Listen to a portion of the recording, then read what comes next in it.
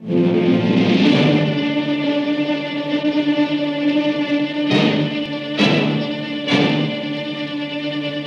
theme of Sunset Boulevard is simply how corrupt Hollywood can be, how mean and heartless the town may be, how people will do anything to get ahead there, even if it means sleeping with a has-been who's creepy and demented. It's a story of Hollywood. The original opening of Sunset Boulevard was actually quite different than the one we see in the film. What it was the LA County morgue with a bunch of dead bodies under sheets with little toe tags on them. And Holden is wheeled in, and he's placed there, and conversations begin to occur between the corpses. Apparently, what they did was they took the film out to show it to some audiences and to get a reaction, and there was this laughter.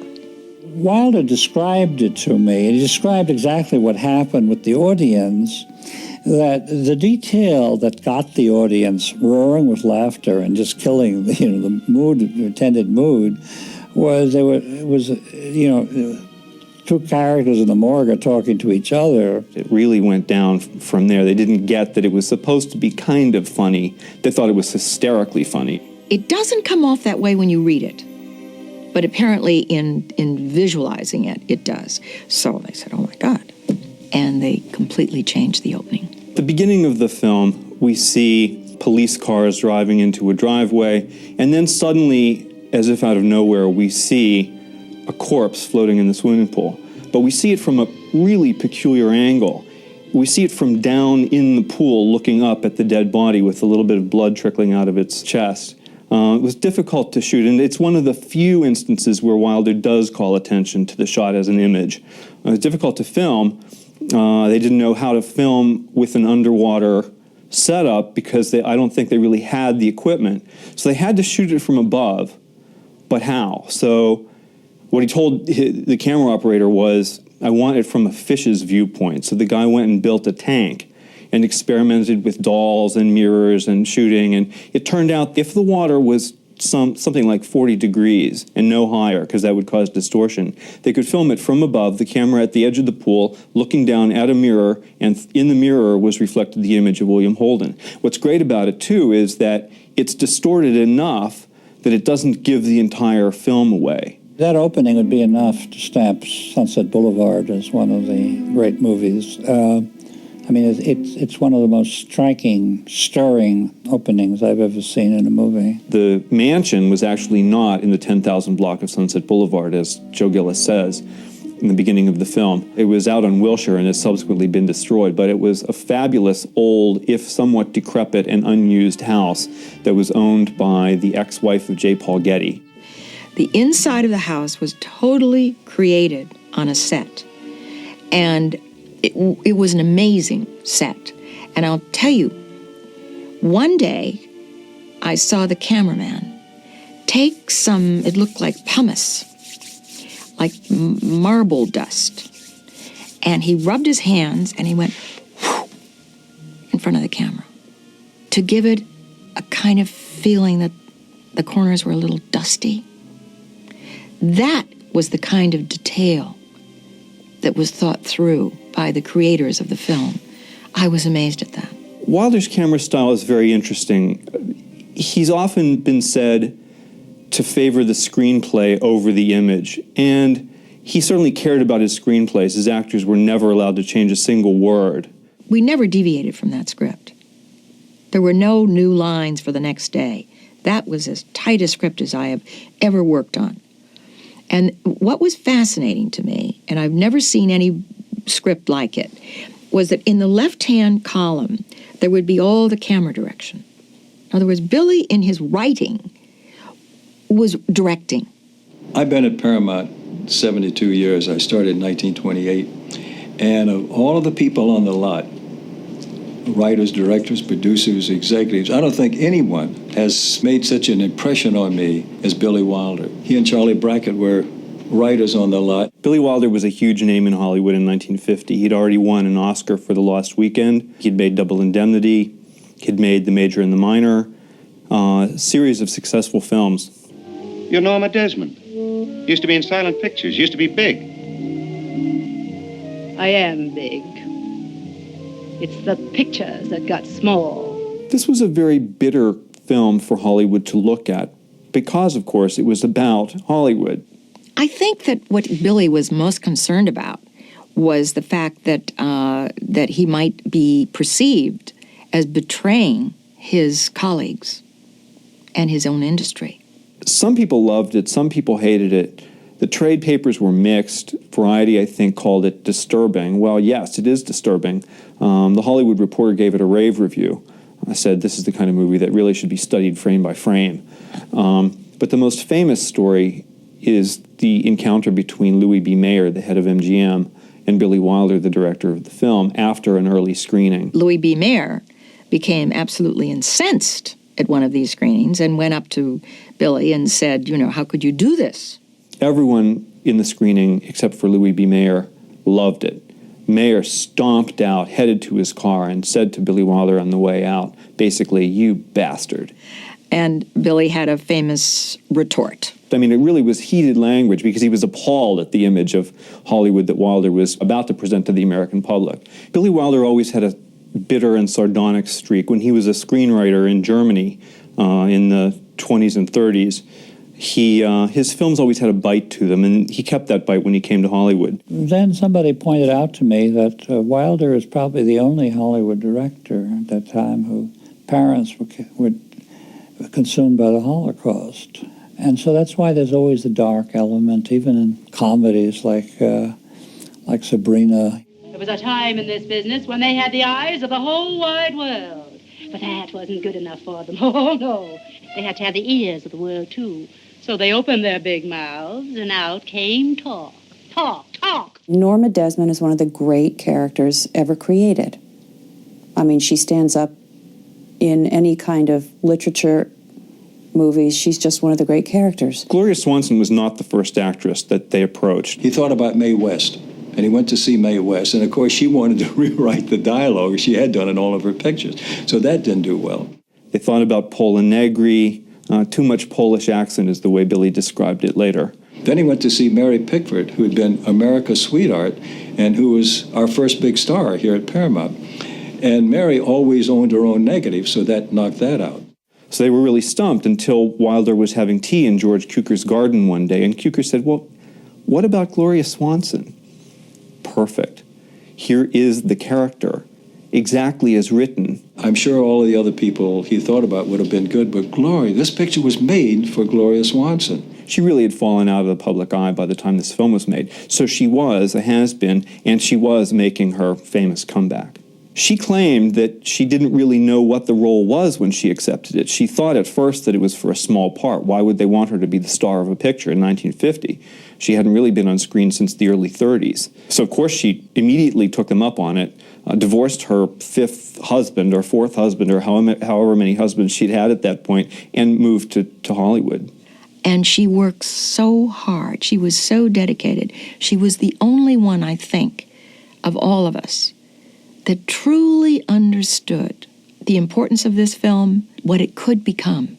Gloria Swanson wasn't the crazy diva she appears to be in the film. She's a hardworking actress, and she knew what she was doing. Nevertheless, it's a version of herself that she plays. Gloria Swanson gave, I think, a fantastic performance. I didn't know you were planning a comeback. I hate that word. It's a return. A return to the millions of people who've never forgiven me for deserting the screen. The part that William Holden plays in the picture, the gigolo part, was written for Monty Cliff. And he actually accepted the role. He was filming The Heiress with Olivia de Havilland at the time, and he was very young and very famous and stark magnetism kind of thing. He went off skiing in Switzerland and thought about it a little bit, and perhaps on the advice of his agent, when he got back, he turned him down. So they approached William Holden, whose problem was that he'd made his big name in a film that had been made 10 years earlier, Golden Boy. People forget, Bill Holden was really in a very frayed part of his career. It was a long time since he had done Golden Boy, since he was the great white hope. So he was kind of a has-been himself at that point. He'd kept working, but nobody really noticed him. And Wilder met with him and really saw the intelligence and the character and the talent underneath this facade of all-American guyness, and turned out to be perfect. And I think he's even better than Clift would have been. He was a much better choice than Clift would have been because you felt he was the all-American boy being corrupted. Remember the scene where he comes in at the party and he's in that vicuna coat, and you just die. There's something about him that is so exquisite, really. For me, he's the linchpin of the film. He is the one who makes it really, really work because he is so real. She's quite a character, that Norma Desmond. She was the greatest of them all. You wouldn't know. You're too young. Erich von Stroheim. Perfect casting. Here's a great director of the 20s and early 30s, made fantastic pictures, but kind of blew it by making a film first called Greed, which was umpteen hours long and was truncated, and it was a big scandal and a big mess. And then by making a film called Queen Kelly, starring Gloria Swanson. This was not some actor playing this part. This was a real person who had knowledge of all this. Queen Kelly is the film that we see in her screening room when she shows Bill Holden her glorious past. And when she stands up in front of the image of herself on the screen and does that creepy gesture, it's even more creepy because that film was the one that ruined her career. Queen Kelly was financed by Joe Kennedy, the father of JFK and RFK, and he was also apparently Swanson's lover at the time. And she called him from the set of Queen Kelly and said, "Joe, come out here at once. A madman is directing this picture," by which she was referring, of course, to Erich von Stroheim. To watch him on the set, he always arrived completely dressed in his costume, in his butler's uniform. He always wore his white gloves. And he sat in his chair, that we all had chairs with our names in the back, and he would look until he found his. I'd bounce around and sit on anybody's chair. Anyway, he would sit on his. He would inch his chair closer and closer to the camera because he was so fascinated with what Billy was up to. After Queen Kelly, there was a great deal of bitterness between von Stroheim and Swanson, but by 1950 they appeared to have patched things up, and there was apparently no rancor on the set at all. You know, they respected each other enough and had worked with each other long enough that they saw what was best in each other instead of what was worst. You must understand, I discovered her when she was 16. I made her a star, and I cannot let her be destroyed. Von Stroheim ending up a ruined film director acting as the star's butler actually was, in some sense, an accurate depiction of Erich von Stroheim at that time. Hello, Mr. Sheldrake. Hello. On that basis loaded, I covered it with a 2-page synopsis. Thank you. But I wouldn't bother. What's wrong with it? It's from Hunger. Nothing for Ladd? It was just a rehash of something that wasn't very good to begin with. I'm sure you'll be glad to meet Mr. Gillis. He wrote it. This is Miss Kramer. The name is Schaefer. Betty Schaefer.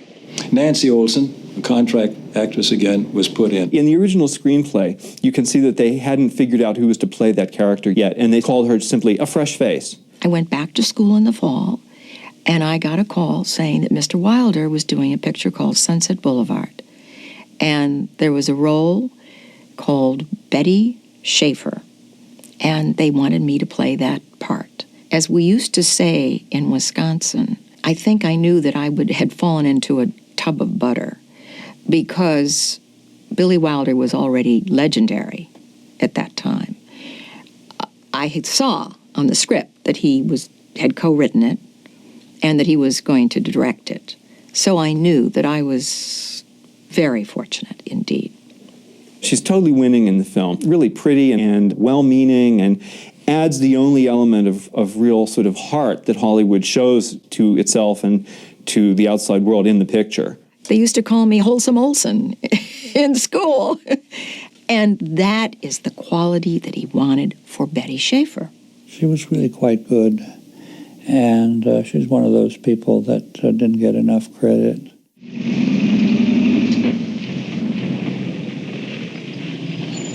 Where's Mr. DeMille shooting? Stage 18, Miss Desmond. Thank you, Jonesy. And teach your friend some manners.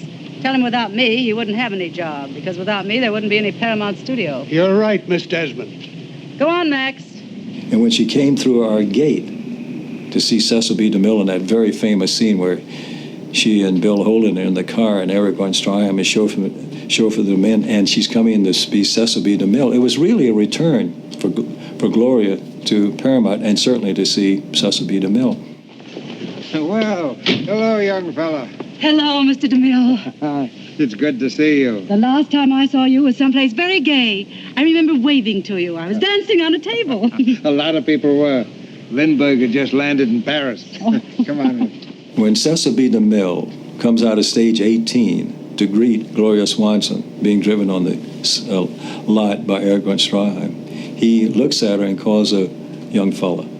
And that was a very daring, warm, affectionate phrase that he always used with Gloria Swanson. Every time I'd meet her at the gate and bring her in to see him or to see Mr. Zucker, he'd always look at her and look her up and down and say, hello, young fella. The key scenes of the film, in my opinion, are the scene in which Norma Desmond returns to Paramount after her long absence and is treated like the royalty she believes she is, and the people who work there believe she is, but is essentially forgotten by everyone else. It's a beautiful sequence. It's poignant but funny at the same time. One's laughing at her but feeling for her. And that's quite a remarkable mix of emotions to expect an audience to get, and Billy Wilder does get it. I don't think there was any love lost between Wilder and DeMille, but DeMille did agree to take the role. I heard more movies in the Lux Radio Theater with Cecil B. DeMille, announcing with his mellifluous voice. And when I heard his voice in Sunset Boulevard, it was like a childhood memory. He had a wonderful voice, and he had an air about him. He walked in the commissary and was, oh, there's Cecil B. DeMille. There was a thing, and cachet, that was just part of him. He loved doing Sunset Boulevard. He loved playing himself, and wasn't he wonderful? I thought he was just simply fabulous. There were rumors that Cecil B. DeMille could be tough on a set. He could be. I saw him all the time on the lot with his riding crop, not that he ever got on a horse, and his boots. In the scene where he plays himself, and Gloria Swanson is coming back to the studio to have a meeting with him, and he was doing Samson and Delilah at the time on stage 18.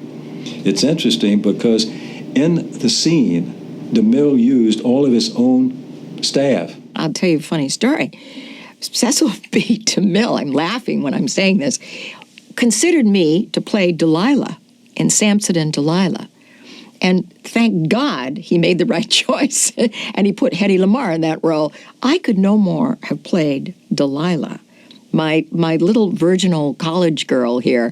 For heaven's sake, it was ridiculous. There's a scene in the film in which Norma Desmond's friends appear to play cards, and Joe Gillis, the Holden character, calls them the Waxworks because they too are has-beens. H.B. Warner, Buster Keaton, Anna Q. Nilsson, big stars of the silent era, and by 1950 they were essentially forgotten. That is simply magical, isn't it?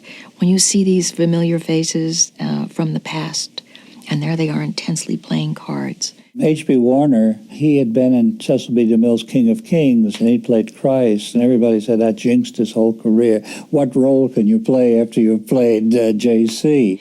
There was a contest sometime, I think, in the mid-'70s, and the contest asked the question, what was one of the most romantic scenes in a movie that you have ever seen? And that little balcony scene with Bill and myself won the contest. We shot it at night, and Billy invited Artis Holden, who was Brenda Marshall, but her name was Artis. And that was Mrs. Holden. I had never met Mrs. Holden, and I was now going to embrace her husband in a long, passionate love scene. And I was terrified. And Billy, he said, look, after the embrace, he said, do not come apart until I say cut. Now, he said, it's going to seem like a long time because what I want to do is I'm going to be doing a long dissolve. So this is really for the purpose of the camera and what I have in mind in my cutting.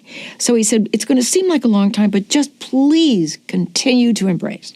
And he pulls me into his arms, and we kiss, and we kiss, and we kiss, and we hold on.